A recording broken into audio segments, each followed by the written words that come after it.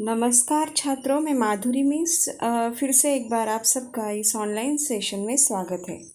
देखो बच्चों, अभी हम देख रहे हैं हमारा जो फर्स्ट यूनिट टेस्ट के लिए आने वाला सिलेबस और पेपर पैटर्न।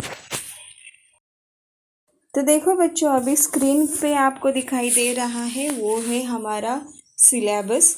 जो पहला है पाठ का नाम वाचन मेला, तो उसके बाद जो दूसरा है फूल और कांटे ये कविता है, तीसरा जो है वो दादी माँ का परिवार ये पाठ है, और चौथा देहात और शहर ये भी पाठ है। तो देखो 1 से 4 हमें अभी फर्स्ट यूनिट टेस्ट के एग्ज़ाम में आने वाले ये पाठ है। तो चलो अभी एक एक करके हम देखते हैं। तो चलो बच्चों, प्रश्न पहला जो है गद्यांश। गद्यांश का अर्थ है पैसेज, वो 7 मार्क्स के लिए है। आपका हमेशा वो एग्ज़ाम देते आए हैं, मतलब 5th स्टैंडर्ड से, तो ये आपके लिए नया नहीं है। तो उसमें आकलन कृति 2 मार्क्स के लिए है। आकलन कृति मतलब फिलिंग द ब्लैंक्स आएंगे, रिक्त स्थानों की पूर्ति करो, एक वाक्य में उत्तर लिखो, सही गलत लिखो। इस तरह से आपको 4 मार्क्स के लिए प्रश्न आएंगे, जैसे अ में 2 प्रश्न और आ में 2 प्रश्न। फॉर एग्जाम्पल मैं बताती हूँ, अ में अगर आया कि रिक्त स्थानों की पूर्ति करो, तो आ में आ सकता है कि निम्नलिखित प्रश्नों के उत्तर लिखो। तो देखो उसके बाद जो ई है वो है व्याकरण, वो 1 मार्क के लिए है। तो व्याकरण में क्या आएगा, तो जो आपको पैसेज दिया है, ओके, वो जो आपको पैसेज दिया है उसमें जो शब्द है, जैसे विलोम शब्द लिखो, समानार्थी शब्द लिखो, या फिर उस पैसेज के अलावा आपको कोई भी शब्द नहीं पूछे जाएंगे। आपको क्या करना है, जो आपको विलोम शब्द बताए हैं तो विलोम शब्द लिखना है, समानार्थी शब्द दिया है समानार्थी शब्द लिखना है, वचन बदलो, इन जैसे व्याकरण के आधारित पर आपको 1 मार्क के लिए क्वेश्चन आएगा। इसके बाद जो है वो है स्वमत। स्वमत का अर्थ है ओपन एंडेड क्वेश्चन। मतलब क्या होता है, एक प्रश्न दिया जाता है और उस प्रश्न के आधारित पर आपका मत मतलब आपका ओपिनियन पूछा जाता है।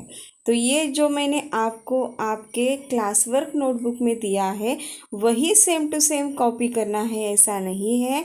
आप अपने मन से भी उसका उत्तर लिख सकते हैं, लेकिन ग्रामेटिकल गलतियाँ ना हो या फिर उसमें कुछ स्पेलिंग मिस्टेक ना हो, इन बातों का आपको ध्यान रखना है। तो देखो ये हो गया प्रश्न क्रमांक 1। अभी चलते हैं हम प्रश्न क्रमांक 2 की ओर। प्रश्न क्रमांक 2 जो है वो है पद्यांश मतलब पोएम, वो 6 मार्क्स के लिए है, 6 मार्क्स के लिए। तो देखो उसमें अ जो है आकलन कृति 2 मार्क्स, मतलब वही मैंने आपको पहले प्रश्न क्रमांक 1 में बताया, सेम वैसे ही आपको रिक्त स्थान की पूर्ति करो, निम्नलिखित प्रश्नों के उत्तर लिखो, सही गलत लिखो, इन जैसे प्रश्न आपको अ में पूछे जाएंगे, 2 मार्क्स के लिए है। तो उसके बाद जो व्याकरण है, तो जो आपको पोएम दी जाएगी, ओके, जो आपको पोएम दी जाएगी बस उसी आधार पर आपको व्याकरण पूछा जाएगा। वो उस पोएम के अलावा बाहर का व्याकरण आपको पूछा नहीं जाएगा। उसके बाद है स्वमत मतलब ओपन एंडेड क्वेश्चन है, वो 2 मार्क्स के लिए है। तो सेम आपको आपके मन से इस प्रश्न का उत्तर लिखना है। और अगर मतलब वही मैं आपको फिर से दोहराना चाहती हूँ, अगर आप आपके मन से लिख रहे हैं उस प्रश्न का उत्तर, तो आपको इन बातों का ध्यान रखना है कि व्याकरणिक के तौर पर आपकी कोई गलती ना हो। तो चलो अभी हम चलते हैं प्रश्न क्रमांक 3 की ओर।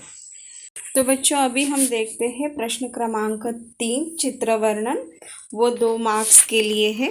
तो देखो बच्चों, अभी आपको नीचे दिखाई दे रहा है जो अभी हमने ये लेसन पढ़ा वाचन मेला।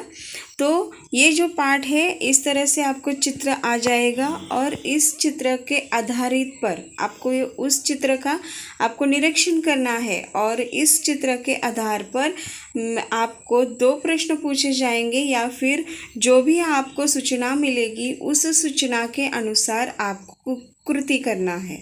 तो ये देखो, ये है प्रश्न तीसरा चित्र वर्णन। मतलब चित्र निरीक्षण करके आपको पूछे गए प्रश्नों के उत्तर लिखना है या फिर जो आपको सूचना दी है उस सूचना के अनुसार आपको कृति करना है। तो देखो बच्चों, अभी प्रश्न क्रमांक 4 और आखिरी है, वो व्याकरण 5 मार्क्स के लिए है। तो देखो, समानार्थी शब्द, मुहावरे, विलोम शब्द, वचन बदलो, लिंग बदलो, संज्ञा और उसके भेद, इन जैसे प्रश्न आपको व्याकरण में पूछे जाएंगे। तो देखो, ये जो आपका संज्ञा और उसके भेद, ये आपने जो लास्ट ईयर में मतलब 6th स्टैंडर्ड में आपने सीखा है कि संज्ञा किसे कहते हैं, उसके भेद के क्या है। तो ये आज हम फिर से उसकी रिवीजन करेंगे, लेकिन ये आने वाला है। मैं देखना चाहती हूँ आपको कितना याद है, इसलिए मैंने ये आपको प्रश्न मतलब व्याकरण विभाग में दिया है। अगर आ सकता है, नहीं आ सकता है फिर भी, लेकिन अगर सपोज़ आपको आ गया ये प्रश्न तो आपको इसका उत्तर लिखना है। तो देखो, मैं उम्मीद करती हूँ आपको पूरा पेपर पैटर्न, सिलेबस अच्छी तरह से समझ में आया होगा। और फिर भी आपके मन में कोई शंका है, कुछ डाउट है, आप मुझे कॉल कर पूछ सकते हैं। धन्यवाद।